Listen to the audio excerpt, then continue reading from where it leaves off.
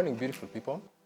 My name is Hilary, and I'm taking over from Catherine for a while because she's away on leave. I'm honored to be at Victoria Courts, where I have a lovely couple here, Gabriel and Vera. We've always met on the streets and at events, but I didn't know I would be the first one to interview them for having launched their book. So, welcome to the show, man. Thank you. Tell us more about yourself, first of all, so that for those who may not know you. I know you, but not everybody knows you guys. My name is Vera Umocha Dinda. I am a writer, I am an author, I'm a blogger, a book reviewer. I'm a student of literature, yes. And I'm married to this guy over here, Gabriel. My name is Gabriel Dinda, and I'm tempted to leave it at the point of I'm Vera's husband. That's an introduction. For the purposes of this, I'm a writer by passion, and I'm the team leader at Writers Guild Kenya, an incubation center for writers which believes that writing and reading can be used as a tool of social good, a tool to do good. So we encourage people to embrace that, and I think that is partly the reason we are here. Nice. So you guys have written 2 books, Diary of a Miaha, or is it Mayaha? It's in the Luo, so it's Miaha, right? Yes. And Questions of My Youth. And then you guys launched it together last year in December. Right? So, how did you guys go about this? Like, did you tell each other, you go first? Or like, how was this? How did you guys end up here? He's the idea person. He came up with the idea, but we were writing at different times though. And Gabriel suggested that since you are doing this book and I am also doing this book, of course, something that I already knew, and he suggested, how about we launch them together? At first I was a little hesitant, how will that play out? You know, the logistics and organizing for the launch. But then we thought, yes, let's give it a try. The launch went well, by the way. I followed it up. So before I go far, Gabriel requested to read something for your lovely ladies. Let me grant you that.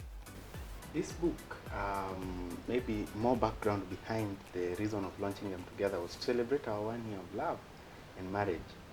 So we got, our wedding was in 2018, November 3rd, and we had wished to launch it on November 3rd, 2019 to celebrate 1 year of our love. But due to other logistics, we were only able to launch it a month later. So symbolically, it was meant to celebrate our marriage. We wanted to celebrate our marriage in a way that both of us would be happy about, because we are book people and we talk books, and the only way to celebrate then was through books. I had wished to read something, a dedication which I made to Vera through this book. To the love of my life, Vera, towards your individual goals and wishes, I will support you. To realize your worth, I will walk with you. To make you feel worthy as the woman you are, I will respect you. To give you the space to always reinvent yourself, I will understand you. To enable you to be the best mother of them, I will try to be the best father of them. To enable you to create a peaceful home, I will be the peace negotiator. To do parts of God's delegated work to watch over you, I assure you of my availability. To count on the smiles regardless of the prevailing situations, I will be the source of them. To expect the sweet aroma of spices from the kitchen, I will be the gardener. To ensure the pink dim light of the bedrooms never fade, I will replace the bulbs. To keep God in his place right between us, I will pray for you. I love you, Vera. Oh, nice. Hey, boy child has lines. That's what you get from marrying a writer. Because writers are like the best guys to get married, right? So let's begin with, excuse me, with Vera's book. Miaha is Luo, right? But then, in Luo it means a recently married woman. But there's an English version to the same word, which is Mayaha instead. The same way it's written, but it means a young, beautiful woman, something like that. So I'm wondering, like, did you come with the title from the English perspective first, then made it into Luo, or did you come with it from the Luo perspective? That's why there is the explanation that Miaha is the Luo word meaning a recently married woman, and it was actually proposed by Gabriel, and we thought it fits the content of the book, and it's just on the Luo version. It's actually later that I came to realize. I just googled and realized there is an English version of it with a close meaning, but not the same. I think also the word confirms our fears that English copied from Luo. So they took from us. So I think your fears are now confirmed. But we took many days looking for a title of the book. And all along we've always wished to be unique, to be a little bit mysterious. So when we had a lot of ideas regarding the title which we could pick, and we landed in this, I thought it was interesting because first, Vera is a recently married wife, and in Luo community we treat our wives very well, yeah? And that is something that we are very proud of. So normally when Amiaha is in the home, you will have to find ways to treat them well. So even if it means selling land or taking loans, well, we are not very familiar with those, but you just find ways to treat them well. So I thought, now, like in the case of a book, what better way it be to treat Amiaha than to help them put their story together to remember many years from today. So that is a little background of the diary of Amiaha. Ah, nice. Now to your book. You have so many questions. Like I'm wondering, how does your mind hold all these questions? So let me ask this, of all the questions you have about life and about relationships, how many of those have been answered by her since she came to your life? Well, she's attempting to answer some, but I'm unable to quantify how many.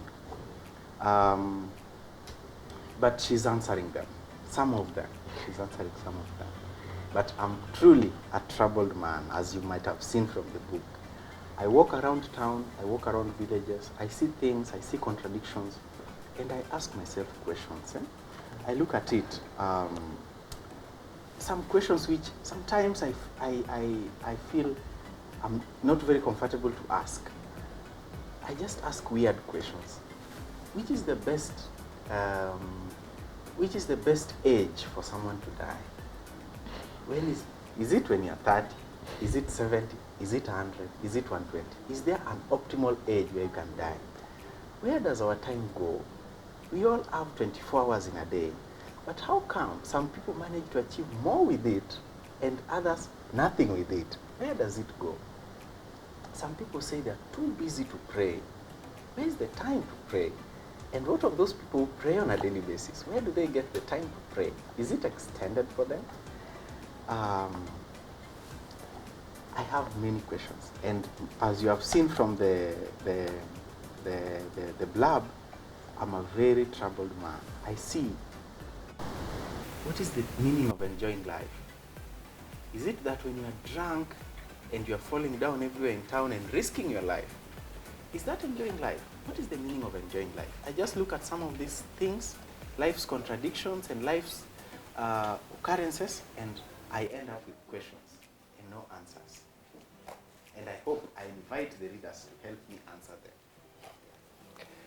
So I noticed another thing, like both books have so much border on God. Like you talk about God, he talks so much about God.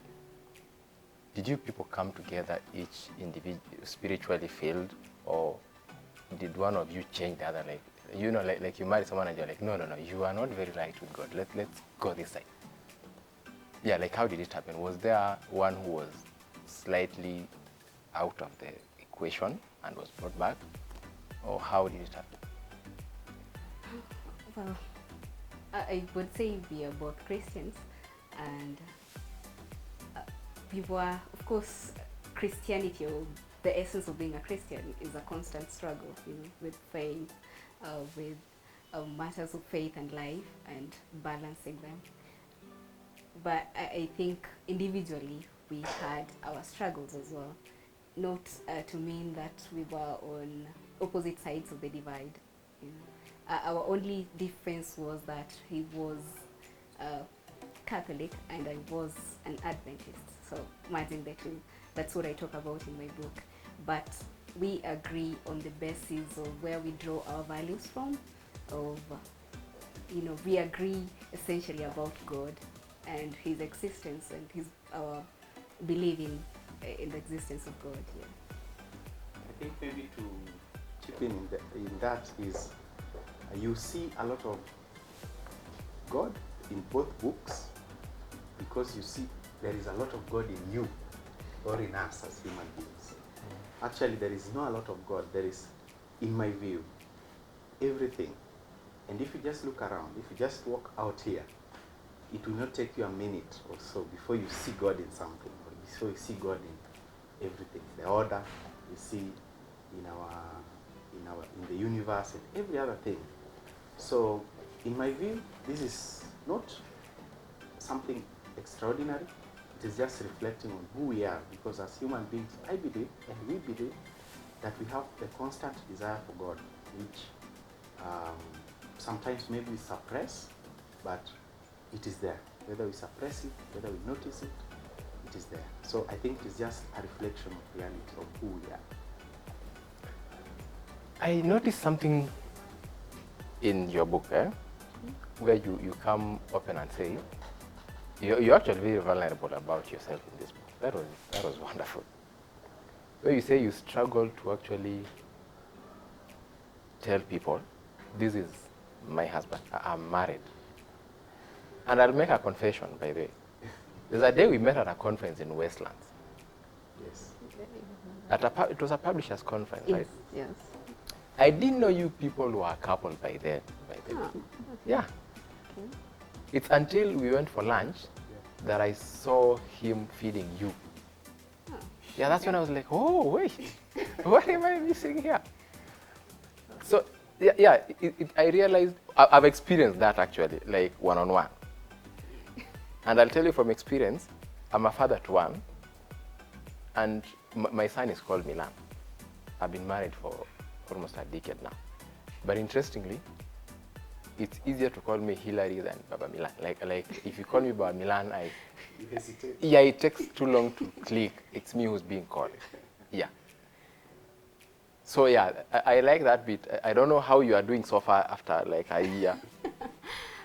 Well, I would say that, it's always looked so natural that you find someone, you get married, and you're happily married, and then you have struggles, the normal phases of life or married life.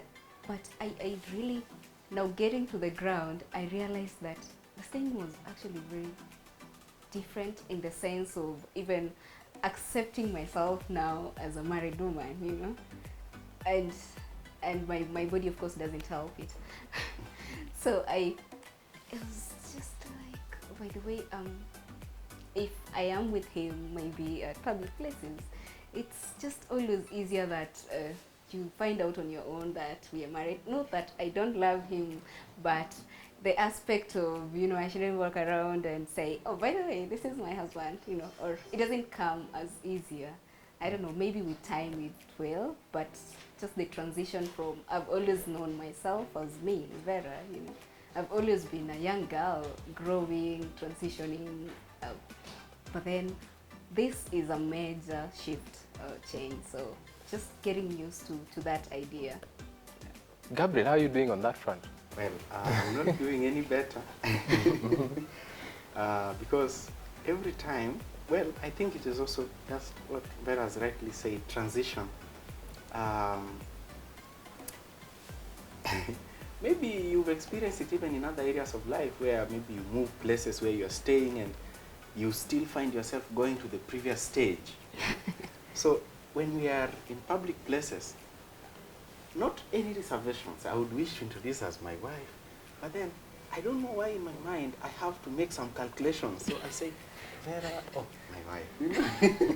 It takes some time. And even when someone tells me, oh, say hi to your wife. Oh, really? I'm married. Then I just get to, oh, I'm married. Then I'll say hi to her. You know.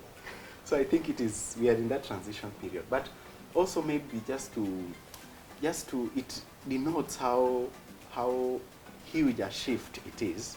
I think, you know, change of status. I think even maybe other, let's say, politicians who are elected and now everyone is calling him His Excellency. I think they take time to get to it. I think it is a natural phenomenon. Nice.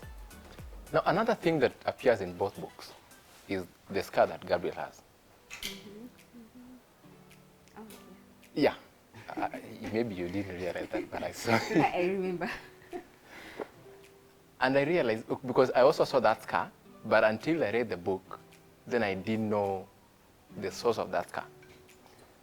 But what I got from reading was that, you see, his scar is visible. And unless you know the story, then you would never really know this scar. What was the source of this scar? So most of us carry scars, some visible, others are internal. But most of the time we judge people based on seeing the scar, but never the story. Yeah. So I don't know, like how do you guys take that scar? Because it's being seen as a sign of strength rather than, you know, an accident. Yeah. It's a very personal story to him, so I'd let him go on that. Question number 42, the scar on my face. If we met on 13th July 2018, my face would not be having a scar. It would be, as most people have known me since childhood. For those who first saw me after this date, it is nearly impossible to convince them that my forehead was once without a scar, and that's the reality of life. Rightly, if we met on 13th July 2018, I didn't have a scar. So I was involved in a road accident on 14th, the night of 13th, when I was traveling home to go to Vera's place. So I was traveling overnight, and I think somewhere in Tulele, in Narok, the vehicle rolled, and I became one of the casualties. So that is the source of this scar, and others which are not visible, but are also part of the same. So yeah, that is the source of this scar, and yeah, I think that is fair enough. You see, the thing about writing is, writers tend to have a platform to share things that other people would ordinarily not have. And the problem is, almost every individual has a book inside them, just that not everybody has the ability to write. So I do not know how we can try make the people who have books inside them, but they do not know how to bring those books out.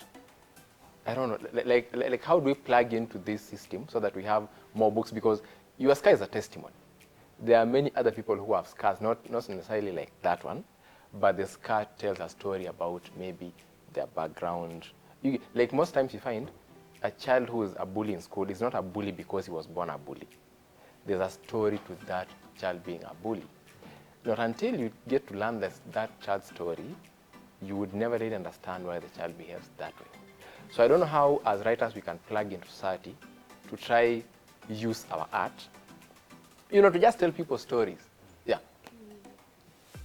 If we talk about talking about this story, my story was not the easiest of experiences, or it was not something that came naturally, or something I, in my comfort zone, would have done. But then I go to that space of sharing my story, you know, emotional. I don't have physical scars, but I do have emotional scars, and I trace this, like, why do I react in this manner? I realize there is a root somewhere, you know. what happened to me as a child, and how does that reflect in my life now? How does it spiral on to my husband? So I realized that progressively, as I kept writing this book and sharing my stories, some are just segments, some are just, I just mentioned in passing. I realized the strength and the power there is in sharing your story. People relate with me better because they feel like, oh, I have been there, or I've been close to being where you were. I have these experiences. Actually, a lot of ladies, young ladies, have reached out to me and say, I have this experience. I was raped at this age. I I have these struggles, and I don't trust men. So, but I don't have the strength to share this story, or what will people think?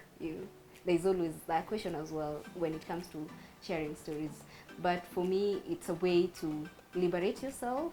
It's a path to growth, and to even acknowledging, sometimes we acknowledge physical scars more than we do emotional. So we likely Gabriel finds it easier to talk about his scar than a girl finding it easy to tell a rape story, for instance. Yeah. Actually, just weighing in on that, that is an area where we are very passionate about. We believe that part of the reason God brought us together in form of marriage is probably to serve our purpose, which is to guide writers as far as we can see it now, to guide writers and create this conversation regarding reading and writing. And that question relates to that a bit. In many cases, if I asked you, for instance, but too bad you're a writer, if I asked someone that, do you think your story is worth telling? The most automatic answer they'll tell you is no. Then you ask, what is the nature of a story that is worth telling? Then they'll tell you, maybe government official, you must have achieved. And what is the definition of achieving? Then they get to a point when they'll be stuck. I think we've gotten to this point where we've been conditioned and we've been told that, some stories are not worth telling. You see, for instance, Vera's book. If you go to the market, you will probably not find many books of Miaha. In fact, in many communities in Kenya, Miaha has not even learned the way of living in that specific area. They don't know. What are they saying? So this story in itself is a defiance, or this book is a defiance to what we know. It is like a child. When you write a book and you introduce yourself, that, hey, I'm an author of this book, they look at you. Maybe they may not tell you, but they may look at you and say, what do you have to say? But this is now, if you read this book, and there's so many reviews that we've received, especially on this book, it will tell you that even Miaha has something to say. Even a child, your young boy has something to say. We have something to say at each stage in our lives. But now the realization, or just being sensitive to know that I have something to say and I should say it, I think that is our undoing. But when you look at other cultures, the books do not necessarily, autobiographies or biographies do not necessarily have to be of famous people. You can write about a watchman, I would say, maybe doing something, but in a unique way, something. We all have stories, and the stories are all around us. So our plea and our persuasion is just to encourage people to look around them. Don't wait to get to 80 to write your story. You can do it in bits. Because there is also a trap of life. When you get past a certain age or past a certain experience, you tend to forget what you underwent. But again, the joy of it is, if you captured it or if you wrote it, then when you look back, it even helps you to reflect. It helps you to trace back. So there is so much happening in our lives which we need to capture. And that is what we encourage people at Writers Guild and everywhere else. Write your story and do not wait for a specific time. This is it. So that's why I believe Mia has something to say. A very little child has something to say, just with guidance. Even young parents have something to say, and we should say it now. And I think it's also about sharing basic experiences, just sharing stories. So I shared this story of we had a chicken sent from home, and we are looking at each other, who should slaughter this chicken, because I do not know how to slaughter chicken. And he says he doesn't know, he has never slaughtered a chicken, Oh, when I expected good. him to do it. So it's just sharing the little bits, the stories which do not necessarily have to be, impactful in that sense. Yeah. Because there are other people like Gabriel who can't slaughter chicken. Yeah, and I was very surprised and like, you are right. Well, he excels in other areas. Oh yes, thankfully. So we're going to take a short break, and we shall come back with more stories about Diary of a Miaha and questions from Gabriel's youth. Keep it locked.